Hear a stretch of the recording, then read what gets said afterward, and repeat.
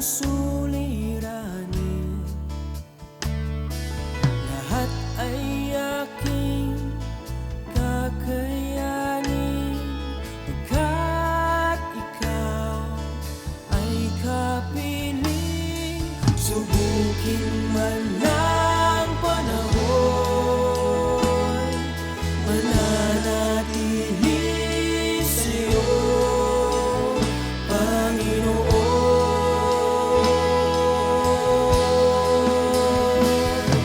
Walang alinlangang maglilingkod, walang pangambang sa'yo ay susunod. Hindi susuko at hindi ito, patuloy lamang sa iyo, Panginoon.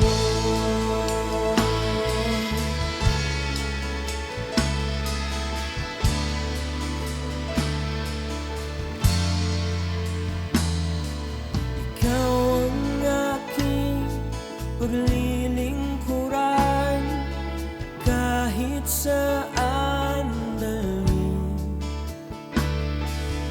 Ikaw ay lagi kung susundin, anuman ang suliranin, lahat ay aking kakayanin, pagkat ikaw ay kapiling.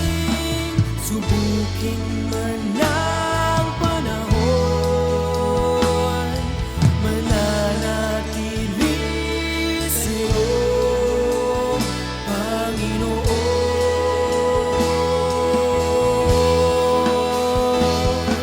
Walang alinlangang maglilingkod, walang Amen. So magandang gabi po sa buhay ng bawat isa. Muli narito tayo sa Tinig ng Pag-asa upang mag-aral ng kanyang salita. Tayo po ay mag-aral ng kanyang salita. Sama-sama po nating bulain ang kanyang salita ngayong gabing ito. Bago po tayo magsimula, tayo po muna ay manalangin. Sige po, tayo po ay pumikit. Lord, maraming salamat Panginoon sa kabutihan mo sa aming buhay. Tunay nga o Diyos ay namin tinitiwala ang araw na ito, Panginoon. Tunay nga Panginoon na sa aming pag-aaralan, O God, ay ikaw po ang siyang magturo sa amin, Santong Espiritu, at binubuksan namin ang aming puso't isipan sa iyong mga salitang aming maririnig. Salamat Lord, we praise you, we honor you, in Jesus' name, Amen. So muli, magandang gabi sa inyo na mga nakikinig. Nawa kayo ay nasa mabuting kalagayan. Ito nga po pala muli ang inyong lingkod na si Pastor Joseph. At muli, ngayon pag-aaralan natin is Run with Endurance. So ito po yung team natin ngayong month na ito. So ang title po ng ating pag-aaralan ngayon, Never Stop to Run. Yan. Huwag tayong tumigil sa pagtakbo. Dahil ang sabi po sa text na ating binigay ng ating Diyos sa pamamagitan ng ating bishop, basahin po natin sa Hebreo chapter 12 verse 1. Kaya nga, dahil napapaligiran tayo ng napakaraming saksi, tanggalin natin ang anumang balakid at ang kasalanang kumakapit sa atin. Buong tiyaga tayong tumakbo sa takbuhing nasa ating harapan. Amen. Nasabi po sa Hebreo na yan, buong tiyaga daw po tayong manakbo. Amen. Kaya nga po ang title ng ating pag-aaralan ngayon, Never Stop to Run. Amen. Napaka-importante po sa bilang isang Kristiyano, dapat alam mo kung ano yung tinatakbuhan mo. Amen. At mga magulang, mga kapatid, hindi po ito yung katulad ng takbuhin sa mundo na pwede kang magpahinga, di ba? Ito pong pagiging Kristiyano natin bilang tinawag pinili ng Diyos, ito pong takbuhin natin habang ito po tayo nabubuhay. Na kung saan kailangan nating tumakbo, na kung saan napapagod ka man, pero kasama mo ang Diyos. Na hindi tayo kailangan sumuko sa ating pagtakbo upang makamtan natin yung gantimpala. Amen? So, pag-aaralan po natin ngayon dito, yung run, ibig sabihin yung pagtakbo at saka yung pagtitiis, yung endurance. Unahin po natin yung run. Amen? Sa pagtakbo, para makatakbo ng may endurance, kailangan ng una, stamina. Amen. Yung mga atleta po na tumatakbo, hindi po basta-basta mahina ang stamina niyan. Amen? Ba? Paano ba ma-develop yung stamina? Katulad ni Pacquiao, di ba? Pag mahina ang stamina ni Pacquiao, di ba? Sa mga ilang round pa lang, baka sumuko na siya. Amen?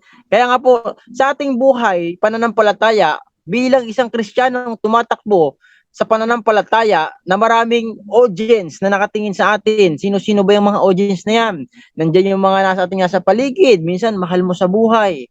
Minsan, mga kamag-anak mo. Minsan, mga kapatid mo. Ang pinaka number one audience natin na tayong pilit ayaw patakbuhin, na tayo pilit pahintuin. Sino? Ang kaaway, ang Satan. At alam niyo ba si Satan, magaling siyang mag-delay, di ba? Sa mga plano ng Diyos sa ating buhay.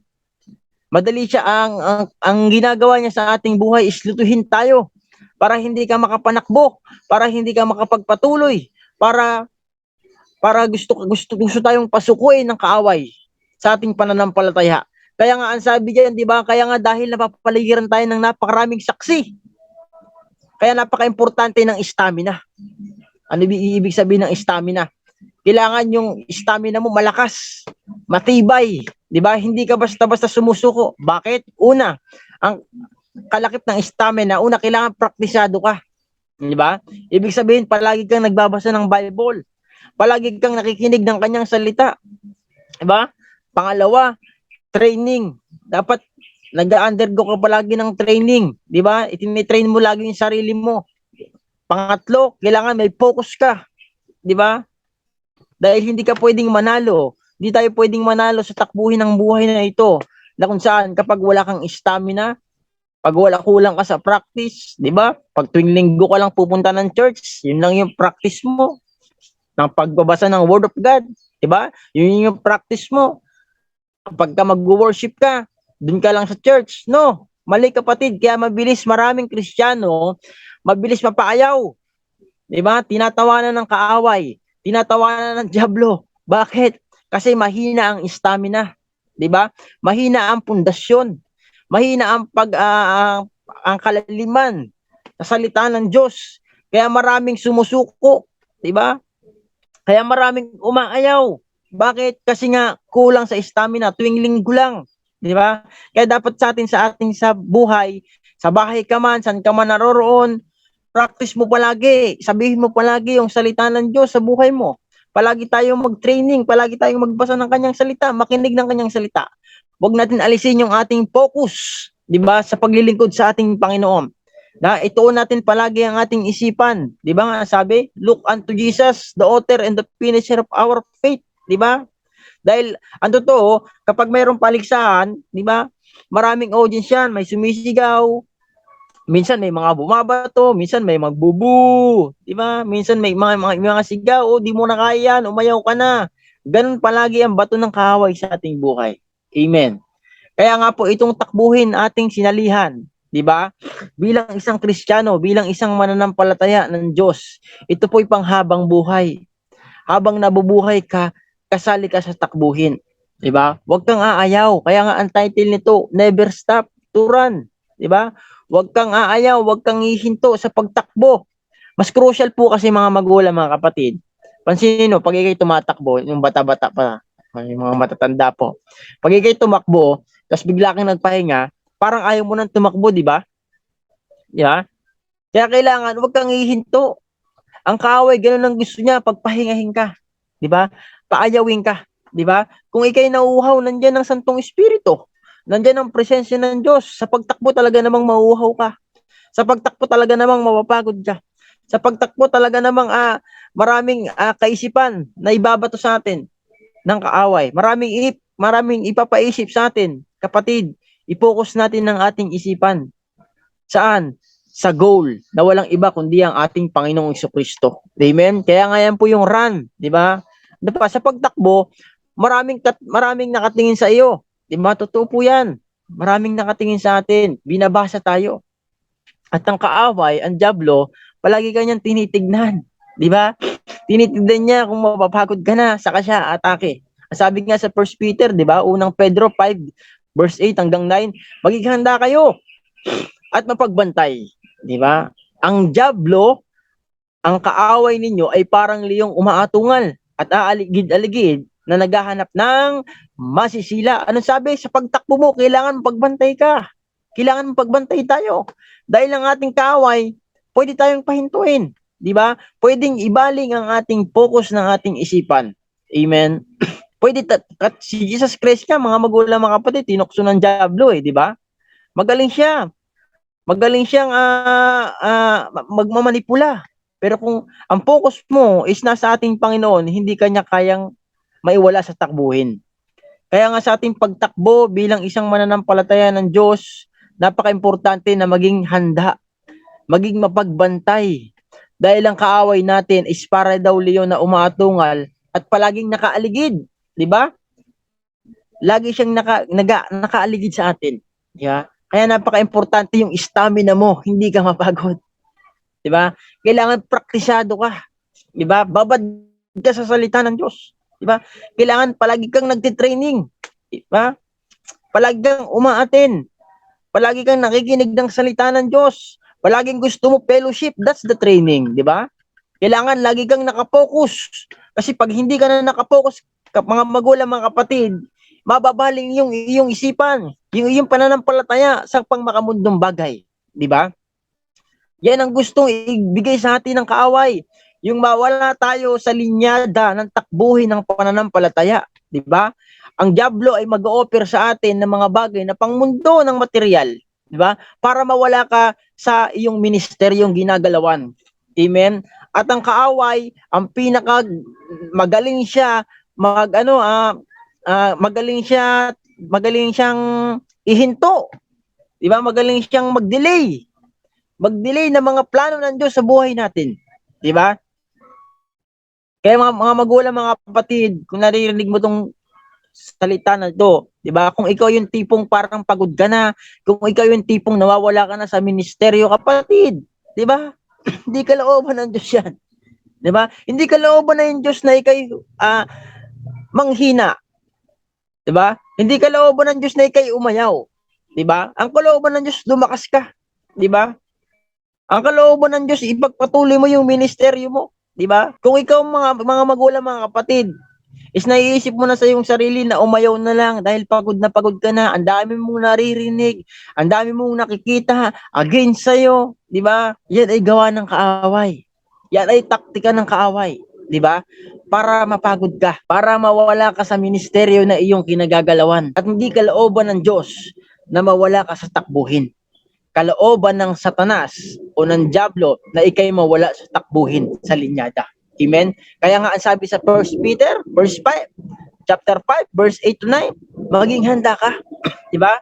Dahil kung hindi ka magiging handa, hindi ka magiging mapagbantay sa lahat ng atake ng kaaway, pwede kang tamaan ng ng pagod. Pwede ka tamaan ng katamaran, 'di ba? Pwede kang tamaan ng kaisipan na kung saan pabababain ng Diablo, 'di ba?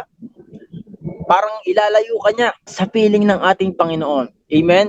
Huwag kayong matakot sa Kanya, sabi sa verse 9. At magpakatatag kayo sa inyong pananampalataya sa Diyos. Sabi, magpakatatag daw po tayo sa Diyos, sa pananampalataya natin. Tulad ng alam ninyo, hindi lamang kayo ang nagtiis ng ganitong kahirapan, kundi pati ang inyong mga kapatid sa buong daigdig. Amen? Isipin mo, kapatid, kung yung nararanasan mo ngayon is worse na, may worse pa. May nakakaranas niyan. Amen? Pero wag mong ayaang madaig ka ng problema at pagsubok. Ano bang pangalawa natin? Una, stamina. At ang under nun, practice, training, focus, 'di ba? Mabibuild yung stamina mo kapag palagi kang nagpa-practice, 'di ba? Ibig sabihin ng nagpa-practice, palagi kang nagbabasa ng salita ng Diyos, 'di ba? Palagi mong mini-meditate ang kanyang pangako. Training, palagi mong tinitrain yung sarili mo na umatin. Hindi mo binabox yung sarili mo sa bahay na lang. Nakikipag-fellowship ka, gusto mo palagi fellowship, gusto mo palagi makasama si brother, si sister, para magpalakasan. At yung focus mo, kapatid, is dapat ang focus natin is sa ating Panginoong si Kristo lamang, sa ating pagtakbo. Diyan mabibuild yung stamina. Katulad ng mga atleta, diba? Yung mga atleta, malalakas po ang stamina niyan. Bakit? Araw-araw nagpa-practice yan. 'Di ba? Araw-araw nagti-training 'yan, 'di ba? Iba't ibang training ang kanilang hinaharap, 'di ba? Kung saan sila mahina, doon pinapalakas. Amen? At kailangan focus ka. Focus tayo talaga sa paglilingkod sa panahon ngayon. Bakit? Dahil sa panahon po ngayon, mga magulang, mga kapatid, talagang pilit gusto tayo ng dyablo alisin sa takbuhin. Amen? Kaya kung ikaw ngayon, kapatid, ay parang ayaw mo na sa ministeryo, di ba? Parang ang dami mong problema na nakikita. Nandiyan ang Diyos, di ba? Baka kulang ka na sa stamina. Baka kulang ka na sa practice. Baka kulang ka na sa training. Baka kulang ka na sa focus, 'di ba? Baka hindi mo na pinapakinggan yung coach mo, 'di ba? Sarili mo na lang kalooban yung gusto mong mangyari, 'di ba? Hindi po gusto ng Diyos 'yon. Ang gusto ng Diyos, tumibay yung stamina mo para hindi ka huminto sa pagtakbo. Dahil ang kaaway, ulitin ko ulit, gusto kanyang pahintuin. Gusto niyang i-delay yung mga biyaya at pagpapala ng Diyos na ibubuhos na sana ng Diyos sa'yo. Kaya lang nadidelay. Bakit? Umayaw ka, sumusuko ka, humihinto ka. Mga magulang, mga kapatid, ba hindi gusto ng Diyos na huminto ka. Sabi mo sa sarili mo, kailangan kong magpatuloy. Kailangan kong tumakbo kahit mabagal, basta tumatakbo ka. Amen. Huwag ka lang huminto. Dahil dito sa literal na buhay, pag tumakbo ka ng nagpakalayo-layo, kas bigla kang umpo, nagpahinga ka, parang ayaw mo na tumakbo eh. Ganun po yun. Parang ayaw mo na tumakbo pag once na nakapagpahinga ka na at mahirap nang ibalik. Amen. Ang pangalawa, kailangan ng positive mind. Kailangan positibo palagi yung isipan mo. Sa pagtakbo, mga magulang, mga kapatid, dapat positibo ka palagi. Dapat think positive ka palagi. Huwag mong hayaan na guluhin ng dyablo ang inyong kaisipan. Di ba? Huwag mong hayaan na manaig sa iyong kaisipan yung gawa at tira ng dyablo sa buhay mo. Di ba? Look to the finish line. Yun. Tignan natin yung finish line. Kung nasaan si Jesus Christ, mga magulang, mga kapatid. Diba? Pangalawa, positive mind. Kailangan positibo palagi yung isipan mo sa pagtakbo. Kaya nga ang sabi, kung di ako nagkakamali, Pilipos 4:8, ang dapat maging laman ng inyong isipan ay mga bagay na marangal, matuwid, malinis, kaibig-ibig at kagalang-galang. Diba? Dapat po yan ang ating laman ng ating isipan. Kailangan positibo palagi. Bagamat napapagod ka, bagamat nahihirapan ka, palalahanin mong merong Diyos na buhay. Na sa lahat ng ating nararamdaman, sa lahat ng ating nararanasan, ang Diyos ay buhay. Amen? Kailangan maging positibo ka rin. Positibo ka lang lagi. Huwag kang palaging negatibo. Dahil ang totoo, sa takbuhin, sabi nga sa Hebreo, di ba, chapter, sa verse 1, di ba, maraming mga saksi, maraming mga taong nakatingin sa'yo. Di ba? Kaya kung hindi magiging positive ka, di ka magiging positive thinker, di ba? Yung mga salita ng mga tao na naririnig mo habang tumatakbo, di mo na kaya, lalo lang kaaway, wag ka na, mapapagod ka lang. Ganyan ang birada ng kaaway. Pero ang Diyos, ang lagi niyang sinasabi, kaya mo yan. Di ba? Huwag kang sumuko. Matatapos mo ang laban. Matatapos mo, makakapunta ka sa finish line. Di ba? Sama-sama tayong tapusin ang takbuhin ng buhay. Matitigil lang po ang ating pagtakbo sa mundong ito, pananampalataya, kung tayo po ay mawawala na sa lilisanin na natin ang mundong ito. Pero hanggat po tayo buhay, mga magulang, mga kapatid, tuloy pa rin ang pagtakbo natin sa ating Panginoon. Tuloy pa rin ang ating pananampalataya. Tuloy pa rin ang ating paglalim. Tuloy pa rin ang ating pagtitraining. Tuloy pa rin ang ating focus sa ating Panginoon. 'Di ba? Hindi tayo ayaw, hindi tayo suko. Kaya nga yung title nito, Never Stop to Run. Huwag kang titigil sa pagtakbo. Dahil ang tumitigil, hindi na nanalo. Amen? Ang umaayaw, hindi nagwawagi. Tayo wagi na eh. Amen? Kaya nga po sa ating buhay, napaka-importante ng pangalawa din na to. Positive mind. Kailangan positibo palagi yung isipan mo. 'Di ba? Sa lahat ng iyong nakikita, sa lahat ng iyong nararamdaman, 'di ba? Kailangan positibo ka. Amen. Ang pangatlo natin, ito nga po, nasabi ko ito kanina, yung coach. 'Di ba? Sa pagtakbo, hindi pwedeng wala kang coach. 'Di ba? Kaya nga sabi sa Jeremiah 3:15, 'di ba? I will give you a pastor. 'Di ba? Naggaling sa aking puso, sabi ni Lord. Who feed you knowledge and understanding. Amen. So kailangan natin ng coach. Ang mahirap dito, kapatid, 'di ba? Sa pagtakbo mo, minsan merong pagtataas diyan. Oh, ang galing-galing mo, 'di ba? Huwag lalaki ulo mo. Amen. Sa pagtakbo, kung minsan meron kang magandang maririnig din naman talaga na salita. Di ba?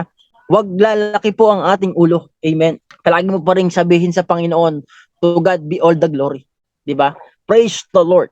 Sa lahat ng achievement mo, sa lahat ng ating nagagawa, sa lahat ng ating na-accomplish, sa Diyos mo pa rin ibigay ang parangal. 'Di ba? Kung minsan, itong mga magulang, mga kapatid, 'di ba? Yung coach, minsan nababaliwala mo na sila. Bakit? Lumalaki kasi ang ulo. Maraming tao, 'di ba, na bumabagsak. Bakit? Kasi hindi na ina-acknowledge yung kanyang mga nasa paligid. Gusto na lang niyang marinig, 'di ba, yung kanyang sarili na magaling. Gusto na lang niyang marinig yung palagi yung kanyang sarili na itinataas siya, 'di ba? Hindi po ganoon, mga magulang, mga kapatid. Kailangan sundin mo pa rin yung coach mo. Bakit? Sila ang nakakakita, 'di ba? Ng ano ang ginagawa mo sa loob. 'Di ba? Parang kay Pacquiao, 'di ba? Sino ang nakakakita ng ng galaw ni Pacquiao? Siyempre yung coach. Ganun din sa ating buhay. Merong mga inilagay sa atin ng Diyos na tao upang kailangan nating sundin, 'di ba? Under ng coach, kailangan meron kang obedience heart. Pagsunod sa ating Panginoon. Pangalawa, kailangan marunong ka ring makinig, 'di ba? Napaka-importante ng coach, under nun, obedience, listen, 'di ba? Palagi tayong makinig. Huwag nating akalain na, huwag nating yung ating sarili na magaling na, no. Hindi pa tayo po tapos, 'di ba? Hangga't buhay po tayo, marami pa tayong may experience na kailangan i-acknowledge natin ang bawat isa na nakapaligid sa atin. Huwag nating sarilinin yung yabang, 'di ba? Minsan yan ang nakakapagpabagsak sa takbuhin, yung yabang. Kaya nga po, yun yung pangatlo natin. Balik lang po tayo. Ano yung una natin? Yung una, kailangan ng stamina, 'di ba? At under niyan, practice, training, focus. Pangalawa, positive mind. Kailangan think positive ka. Look to the finish line, 'di ba? Tignan mo yung dulo. Huwag mo tignan yung balakid na nangyayari sa buhay mo. Tignan mo si Kristo, na katulad ni Kristo, tinapos niya rin yung kanyang takbuhin. Ang pangatlo, coach, 'di ba? Ang pangapat, inspiration, 'di ba? Inspiration, 'di ba? Dapat may inspirasyon ka. Bakit ka ba tumatakbo? Para kanino ba yung pananampalataya mo? 'Di ba? Dapat para sa ating Panginoon 'yon. Amen. Kaya ka tumatakbo, kaya ka naglilingkod dahil kay Lord. Amen. Hindi dahil kay brother, hindi dahil kay sister. Kaya ka tumutugtog, hindi para sa mahal, hindi para kay brother. Minsan ganyan, ang tira ng kaaway, ganyan. 'Di ba? Lalo sa mga music team mo, lalo sa church, 'di ba? Kaya naglilingkod dahil syota si ganyan, dahil girlfriend, boyfriend, 'di ba? Minsan ang nangyayari, pag nag-away, sama pati si ministry, naapektuhan. Hindi po gusto ng Diyos 'yon. 'Di ba? Kaya po sa atin, ang inspiration natin, walang iba kundi ang Diyos na tumawag at pumili sa atin. Amen? Napaka-importante po na kung saan ang paglilingkod natin, 'di ba? Ang inspiration natin is ang Diyos na buhay. 'Di ba? Kaya nga may tanong dito, para kanino ka ba tumatakbo? 'Di ba? Para kanino ka ba naglilingkod? Para kanino ka ba nagpapatuloy? 'Di ba?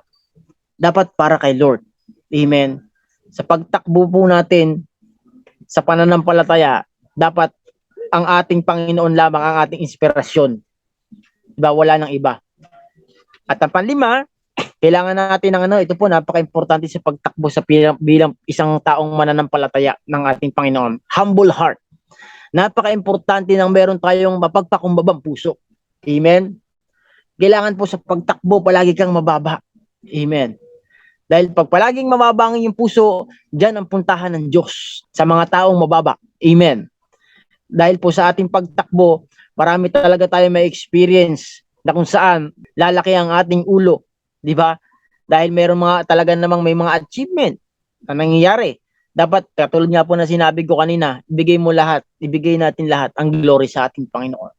Walang ibang dapat natatanggap nito kundi ang Diyos. Amen. Hindi issue kung matagal ka ng Kristiyano, hindi issue kung marami ka nang nagawa, 'di ba? Ang issue dito is kung paano kang magpakumbaba sa harapan ng Diyos. Sa pagtakbo, kung paano mong ina-acknowledge ang Diyos. Sa pagtakbo, na kung saan dapat ang laman ng puso mo is si Lord. Amen. Wala na pong iba. Amen. Ang sabi po sa Filipos 3:12-14, hindi siya nakamtan ko na ang mga bagay. Sinisikap kong makamtan ang gantimpala sapagkat ito ang dahilan kung bakit ako tinawag ni Kristo. Sabi ni Apostol Pablo po do. Mga kapatid, hindi ko pinapalagay na nakamit ko na ito. Diba? Si Apostol Pablo, marami siyang achievement sa buhay. Pero ang sabi niya, mga kapatid, hindi ko pinapalagay na nakamit ko na mga ito. Diba? Nagpakumbaba pa rin siya. Ngunit, isang bagay ang ginagawa ko. Nililimot ko ang nakaraan at sinisikap na marating ang layuning nais kong makamtan. Ano? Sa pagtakbo, kailangan limutin mo ang mga nakaraan. Lahat ng may encounter mo, palagpasin mo lang. Diba? Dapat nakapokus ka palagi sa harapan. Diba? Huwag ka nang mag-focus sa nakaraan. Diba? Kung meron sa yung magandang nangyari sa buhay mo, mag-focus ka pa rin sa harapan. Mag-focus ka pa rin sa gagawin sa iyo ng Diyos, sa gagawin sa atin ng Diyos. Huwag kang mag-focus kasi maraming ganyan na-overwhelm. Pagka may pagpapala na, yan sa harapan tuloy-tuloy ang paglakad kay Kristo, ang pagtakbo kay Kristo. Ang matyaga naman, biglang merong dumating sa kanyang biya niya, na-focus siya doon. Ano nangyari? Dapat limutin mo yon. Tuloy-tuloy ka pa rin sa paglilingkod sa Panginoon. Dahil marami pang nakahanda ang Diyos na biyaya at pagpapala sa mga taong tumatakbo ng merong pagtitiis. Amen. Huwag kang mabukus dyan. Di ba? Minsan sa pagtakbo, meron talaga mga pangit na bagay na na-encounter. Huwag kang mag-focus dyan. Di ba? Kaya nga katulad ng ginawa ni Apostol Pablo, di ba? Nililimot ko. Mga kapatid, hindi ko ipinapalagay na nakamit ko na ito. Sabi niya, ngunit isang bagay ang ginagawa ko, nililimot ko ang nakaraan at sinisikap na marating ang layuning nais kong makamtan. Amen. Ano ba yung nais mong makamtan? Katulad sinasabi ko kanina, ano ba yung inspirasyon mo sa pagtakbo? Dapat katulad ni Apostol Pablo. Kung ang inspirasyon mo ay ang Diyos, ano mang dumating sa buhay mo, lilimutin mo yun. Hahayaan mo lang dumaan sa buhay mo yun. Amen? Hindi ka mananatili doon. Maraming tao nananatili sa biyaya sa pagpapala Kaya maraming Kristiyano kapag pinagpala na tumitigil sa paglilingkod. Ay, busy na ako dito. Busy na ako pastor dito Kasi maraming pang customer Maraming biyaya Di ha? Hindi gusto ng Diyos yun. Ang gusto ng Diyos na pagpapala, kung talagang sa Diyos ang pagpapala na meron ka ngayon, hindi mo ipagpapalit ang Panginoon. Hindi ka susuko sa iyong ministeryo. Hindi ka aayaw. Amen. Katulad ni Apostol Pablo, lilimutin mo yung mga blessing na natatanggap mo ngayon. Dadaan lang sa iyo yan, may experience mo lang yan, magpapatuloy ka pa rin, at meron ka na namang may experience, dadaan lang sa iyo yan, hindi ka dapat dyan manatili. Tuloy lang ang pananampalataya. Hindi ka dapat ma-stuck dyan. Tuloy-tuloy pa rin. Dahil merong inilaan ang Diyos na maganda sa ating mga buhay. Ulitin ko, huwag kang manangan sa mga bagay na meron ka ngayon. Diba? Kunyari, may ministry ka.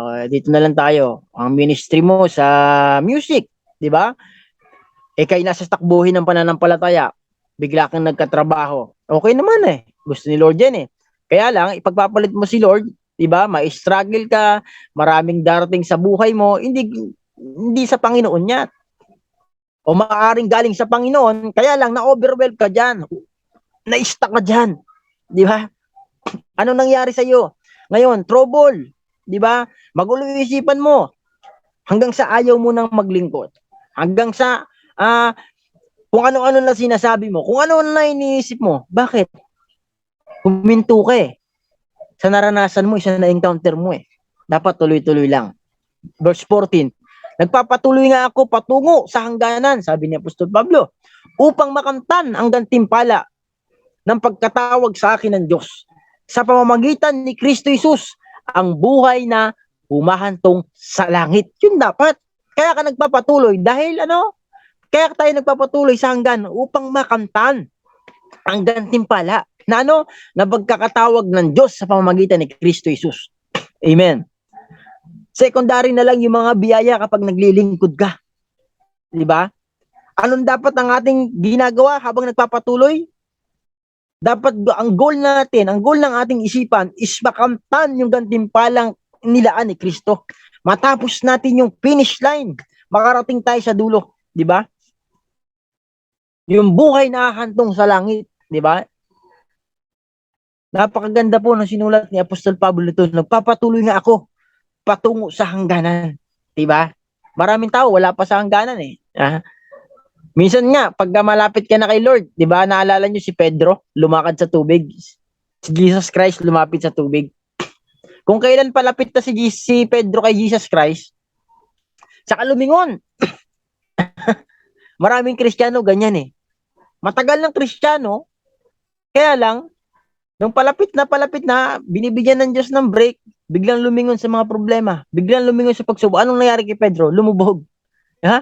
Isang hakbang na lang na kay Kristo na siya eh. Kasi, nung pagtawag niya kay Jesus Christ sa tulungan mo ako, naabot kagad siya ni Jesus eh. Ha? Maraming Kristiyano ganyan, nagsimula ng tama, matatapos ng mali. At ayoko pong mangyari sa buhay ko yun, yung mag-back to zero ka. Sana ikaw din kapatid. Kung ano yung sinimulan mong takbuhin, tapusin mo. Tapusin natin. At totoo, palalakarin tayo ng Diyos minsan sa biyaya. Minsan naman sa pagsubok. Tawagin mo lang ang ating Panginoong Jesucristo at agad niya tayong aabutin. Katulad kay Pedro, di ba? Umalis na nga sa comfort zone, di ba? Nakalakad na. Grabe, puspos ng Holy Spirit eh. Talagang sinasamahan ng Diyos. Kaya lang, patagal nagiging Kristiyano niya, nagiging routine na. Yung pagtakbo, yung pagtugtog, yung pag-awit, routinary na lang. Anong nangyari? Unti-unti lumulubog. Bakit? Binaling eh. Yung kanyang isipan, yung kanyang pagtakbo. Saan? Sa mga bagay sa mundo. Anong nangyari? Kapag inalis mo ang focus mo kay Kristo, yan na yung simula na unting-unting paglubog ng iyong pananampalataya. Amen? Kaya nga, focus to Jesus eh. The author and the finisher of our faith. Amen. So, pag-usapan pong muli natin yung endurance. Ano yun? Yung pagtitiis. Kanina, yung run. Ano po ba? Balikan lang natin yung run.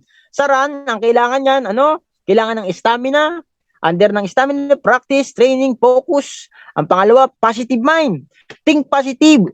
Look to the finish line. Ang pangatlo, yung coach. Ang pang-apat, inspiration. Ang panlima, yung humble heart. Ito na po tayo sa endurance, sa pagtitiis.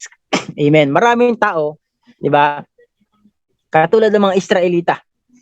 Nakita ang biyaya ng Diyos. Nakita kung paano umulan ng mana, ng pugo, di ba? Konting tiis lang, konting hirap. Anong nangyayari? Hindi nakakapagtiis. Di ba? Palaging mareklamo. Amen. Dapat po wag tayong mareklamo sa pagiging Kristiyano natin. Amen. Kung ano yung nandyan, yun po ang gawin natin. Kung ano yung nandyan, yun ang palagi nating ipagpasalamat. Amen. Dahil sa konti na yan, katulad ng napakain yung 5,000, di ba, na tao, sa pamagitan ng limang tinapay at 2 isda, kung ano lang yung meron dyan, yun lang yung gamitin natin sa ating Panginoon. At doon kikilos ang ating Panginoon. Doon magmumultiply ang biyaya ng Diyos. Di ba?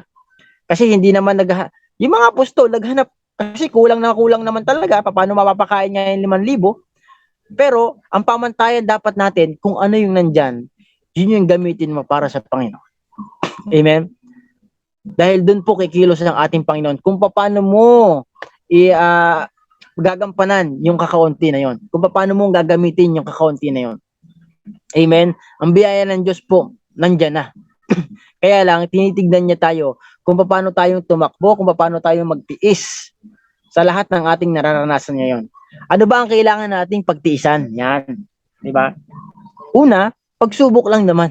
Wala nang iba. Maraming tao sumusuko. Bakit? Hindi makapagtiis. Bakit? Maraming pagsubok eh. Maraming trials eh. Maraming testing sa buhay eh. Kaya umaayaw. Di ba? Katulad ko po, napunta po ako dito sa Zambales. Di ba? Pamilya nandun sa Cavite. Pumunta po tayo dito. Pero alam ko ang kakayahan ng Diyos. Amen.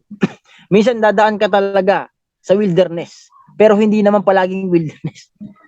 Minsan dadaan ka sa dilim. Pero praise the Lord, kahit dumaan tayo sa dilim, liwanag ang nasa atin. 'Di ba? Kung anumang madaanan nating dilim, anumang daanan nating pagtitiis, nandiyan palagi ang liwanag ng ating Panginoong Jesucristo. 'Di ba? Kaya nga ang sabi, una, isa lang po ito sa endurance, sa pagtitiis. Ano ba ang kailangan nating pagtiisan? Una yan lang, pagsubok. 'Di ba? Ang sabi po sa Santiago 1:12, ang sabi diyan, mapalad ang mga taong nananatiling tapat sa kabila ng mga pagsubok. Sapagkat matapos siyang subukin, tatanggap siya ng gantimpala ng buhay na ipinangako ng Panginoon sa mga umiibig sa Kanya. Sino daw ang mapalad? Yung mga nagtitiis. Sino daw ang mapalad? Yung mga nananatiling tapat. Saan? Sa pagsubok. Diba? Hindi ko alam, kapatid, kung ano yung pagsubok mo ngayon sa buhay. Hindi ko alam ngayon, kapatid, kung ano yung nararanasan mo sa buhay. Hindi ko alam ngayon, kapatid, kung ano yung nasa isip mo, kapatid. Diba? Ang isa lang masasabi ko sa iyo, nandyan ang ating Panginoon, na kung saan andyan palagi siya na gusto niya tayong bigyan ng kapayapaan, bigyan ng kasagutan, bigyan ng katugunan sa lahat ng ating paghihirap, sa ating isipan, sa ating puso. Ang gusto ng ating Panginoon na mangyari sa buhay mo at sa buhay ko, magpatuloy tayo. Hindi palagi na lang dilim, darating din naman ang liwanag. Diba? Kung ikaw ngayon ay lumalakad sa takbuhin ng pananampalataya, na kung saan parang hirap na hirap ang buhay, diba? Parang gulong-gulo ang isipan mo, kapatid, hindi mananatiling ganyan. Diba? Tinitignan lang ng Diyos kung hanggang saan ang pagtitiis mo. Tinitignan lang ng Diyos kung hanggang saan kang kakapit at magtitiwala. Diba? Kaya lagi natin palagi ang ating stamina sa paglilingkod. Diba? Dahil kapag kulang ka sa stamina, talagang mapapahinto ka. Hindi ka talaga magtitiis. Amen? Kaya po napaka-importante, mga magulang, mga kapatid, na makamtan natin yung gantimpala. Magtiis tayo sa lahat ng ating nararanasan ngayon. Amen. Dahil ang ating Panginoong Jesucristo ay naandyan siya. Amen. Ang pagiging Kristiyano ay punong-puno ng challenges. Yan. Diba? Punong-puno po talaga yan. Bakit? Nandiyan si Satan. Palagi niya gusto tayong i-challenge. Kaya nga kailangan mo ma-practice eh.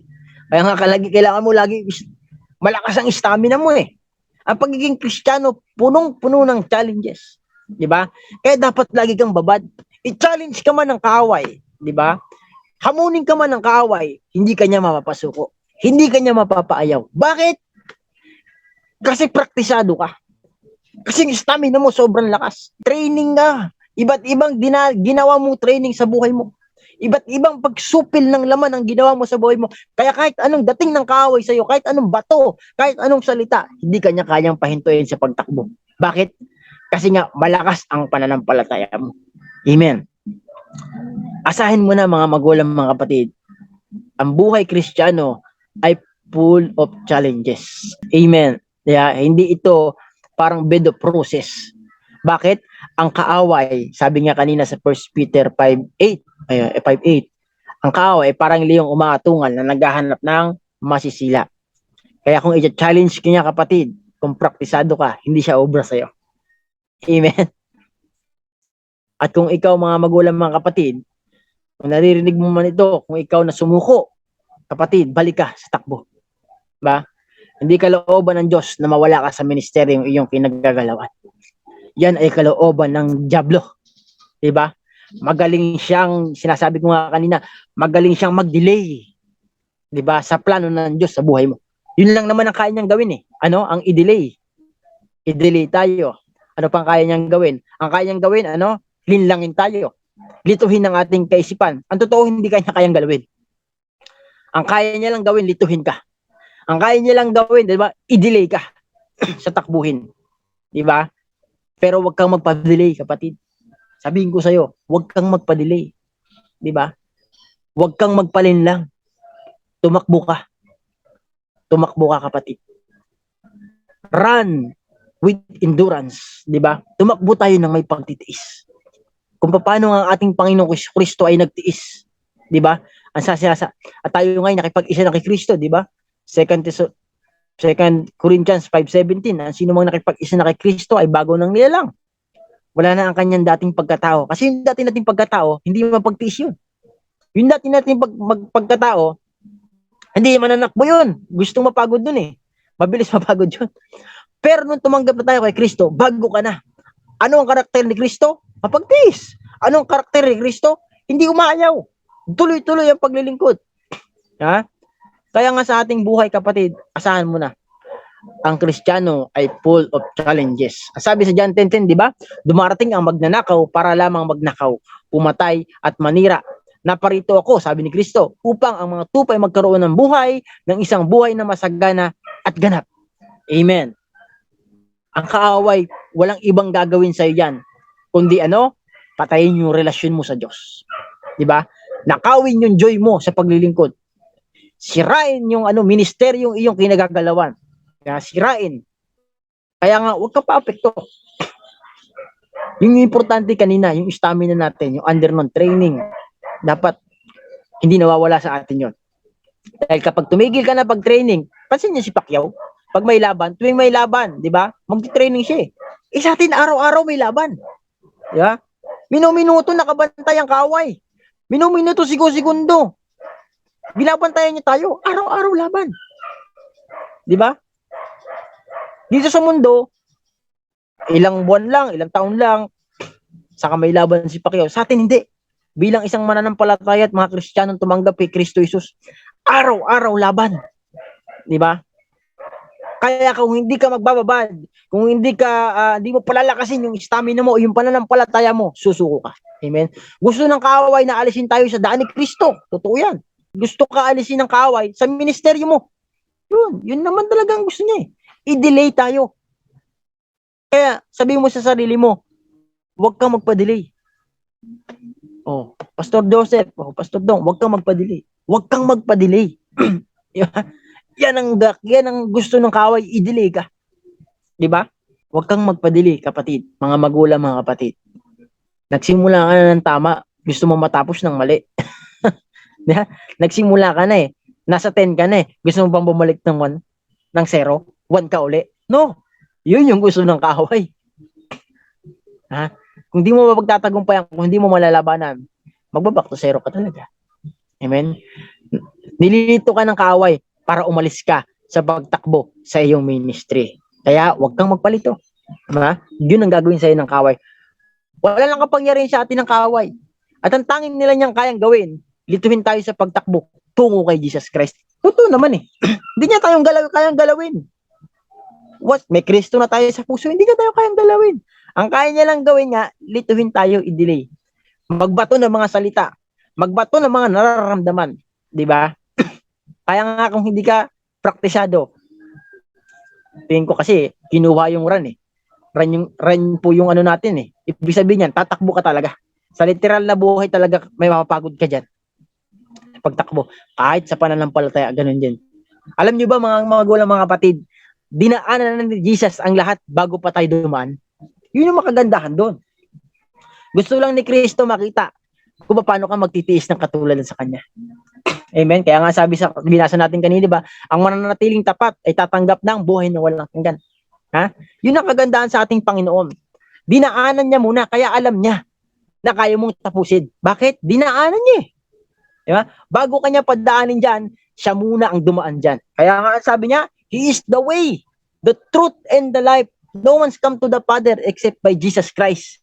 Si Kristo muna dumaan. Diba? Tinapos niya na muna yun. Yung mga mahihirap na bagay, kinuha niya. Dinaanan niya, iwinaksi niya. Diba? Kaya nga sa pagdaan mo na yan, smooth naman yan eh. Basta kasama mo si Kristo. Kaya nga sabi, if God is with us, who can be against us? Diba? Sabi pa, hindi niya tayo iwan, hindi niya tayo pababayaan. Ang unang dumaan sa takbuhay na yan, walang iba kundi si Kristo. Dinaanan niya na yan. Kaya kung ikay dadaan sa dilim, siyempre may parting daanan sa pagtakbo. Kung ikay dadaan sa lubak, kung ikay dadaan sa maraming debris o mga bato-bato, alam na ni Jesus Christ yan. Kung ikay napapagod, di ba? Kaya nga kung ikay dadaan sa dilim, sabi niya, I am the light of this world. Di ba? Kung dadaan ka man sa dilim, magliliwanag. Bakit? Si Kristo na sa'yo. Kung mauhaw ka sa daan na iyong tinatahak, di ba? Nandiyan si Kristo, sabi niya, di ba? Siya ang tubig. Santong Espiritu na magbibigay sa atin ng tubig na kung saan gagana ulit tayo, bibilis uli ang ating pagtakbo. Sabi po sa 1 Peter, napit na po tayo. 1 Peter 2 verse 21 hanggang 25. Ang pagtitiis ng hirap ay bahagi ng pagkatawag sa inyo ng Diyos. Yun naman pala eh. Sabi diyan, ang pagtitiis ng hirap ay bahagi ng pagkatawag sa inyo ng Diyos. Kaya may paghihirap, bahagi daw yan. Talagang dadaanan natin yan. Tuloy po natin. Sapagkat nang si Kristo ay magtiis para sa inyo, binigyan niya kayo ng isang halimbawang dapat tularan. Kaya po pala tayo tumatakbo, kailangan nating tularan yung halimbawa ni Kristo. Di ba? Nung si Kristo ay sinapak, tinadyakan, dinuraan, minura, di ba? Gumanti ba siya? Nagsalita ba siya? Hindi. Ano sabi? Halimbawang dapat nating tularan. Verse 22, hindi siya gumawa ng anumang kasalanan o nagsinungaling kailanman. Anong ginawa ni Kristo habang tumatakbo? Habang nagpapatuloy sa paglilingkod, ginagawa ang kalooban ng Diyos Ama dito sa lupa. Hindi siya gumawa ng kasalanan. Verse 23, nang siya insultuhin, hindi siya gumanti. Yeah? Nang siya pahirapan, hindi siya nagbanta. Sa halip, ipinaubaya niya ang lahat sa Diyos na katarungan kung humatol. Verse 24, sa kanyang pagkamatay sa krus, pinasa niya ang bigat ng ating kasalanan, di ba? Upang tayo mamatay sa kasalanan at mabuhay ayon sa kalooban ng Diyos. Anong sabi? Pinasa niya. Ang bigat. Kaya nga sa pagtakbo, hindi ka na mabibigatan eh. Sabi sa Matthew 11 29, di ba? Ang pamatok ko ay magaan. Magaang dalhin. Amen. Ba't nabibigatan ka? Kasi inaako mo eh. Ang totoo niya, sa pagtakbo, wala nang bigat. Dinala nga ni Kristo eh. Siya na nga ang unang dumaan eh. Di ba? Kaya yung mga dadaanan natin, smooth na po yan. Di ba? Ang kailangan lang natin, magtiis. Magtiisan ka mapagtitiis. Di ba? Sa mga pagsubok na lang. Amen. Kasi yung bigat, kinuha na ni Kristo yon. Tuloy po natin, sapagkat kay tulad ng mga tupang naligaw, ngunit ngayon ay kayo nanumbalik sa upang sumunod sa pastol at tagapangalaga ng inyong mga kaluluwa. Amen. So napakabuti po ng ating Panginoon. Tayo ay tumatakbong panalo na, di ba? Yun yung kaibahan natin dito sa mundo. Kasi dito sa mundo, may tumatakbo, hindi pa niya alam kung mananalo siya kasi may mga galing na kaway. May magagaling siyang katunggali. Pero tayong mga Kristiyano, tayo yung tumatakbong panalo na. Nagigets mo? Kahit tumatakbo ka, panalo ka na. Basta kasama mo si Kristo. Amen? John 16 verse 33. Sabi yan, sinabi ko sa inyo ito, sa inyo upang kayo magkaroon ng kapayapaan sa pakikipag-isa sa akin. Magdaranas kayo ng kapagitian sa mundong ito. Ngunit tibayin ninyo ang inyong loob na pagtagumpayan ko na ang sanlibutang ito. Tibayan ng loob. Bakit? Nagwagi na sa Diyos. Nagwagi na ang Diyos. Nagwagi na si Kristo. Sa lahat ng dadaanan mo kapatid, ulitin ko, dinaanan ni Kristo yan. Ang kailangan na lang natin gawin, magtiis. Last verse po, Corinthians 15 verse 57, magpasalamat tayo sa Diyos sapagkat tayo binigyan niya ng tagumpay sa pamamagitan ng ating Panginoong Hesukristo. Magpasalamat ka na lang. Sa pagtakbo mo, palagi mong ipasalamat na ikay nagtagumpay na through the Lord Jesus Christ, the author and the finisher of our faith. Kaya maraming salamat po mga magulang, mga kapatid. Sa gabing ito, nawa meron ka pong natutunan at meron po tayong natanggap na portion natin. Ulitin ko lang po, ano po yung una natin? Sa pagtakbo, kailangan natin ng para tumakbo, para magkaroon tayo ng endurance. Una yung run, stamina. Under ng stamina, practice, training, focus. Yung pangalawa po natin, positive mind. Think positive. Look to the finish line. Ang pangatlo, coach. Ang under po niyan, obedience, listen. Ang pangatlo, inspiration. Di ba? Kailangan sa pagtakbo mo, may inspirasyon ka. Walang iba kundi ang ating Panginoong Kristo. At ang panlima po, humble heart. Kailangan mo magpakumbaba palagi. Yan yung pinakasikreto. Sa pagtakbo, kailangan humble heart ka palagi. Palagi dapat mababa ang ating puso. Amen. Nawa, meron po tayong natutunan at tayo po'y pumikit ng panandalian at tayo po'y manalangin. Lord, salamat Panginoon sa iyong salita. Naming napakinggan. Tunay nga, O Diyos, na sa aming pagtakbo, Panginoon, kami po bigyan mo, Panginoon, ng katatagan, ng stamina, Panginoon. At tunay nga, O Diyos, na mapagtiisan namin ang lahat ng gawa ng kaaway sa aming buhay. Lord, kami po'y samahan mo at pangunahan mo. Kami po'y ingatan mo sa lahat ng tira ng kaaway, Panginoon. Lord, salamat ng marami sa aking mga kapatid na makikinig, Panginoon. Sila po, Panginoon, ay pagpalain mo. At tunay nga, O Diyos, na kami po ay manakbo ng merong ngiti sa labi at merong tagumpay sa pagtakbo, Panginoon. Salamat, Lord God. We praise you, we honor you. In Jesus' name, amen and amen. Amen.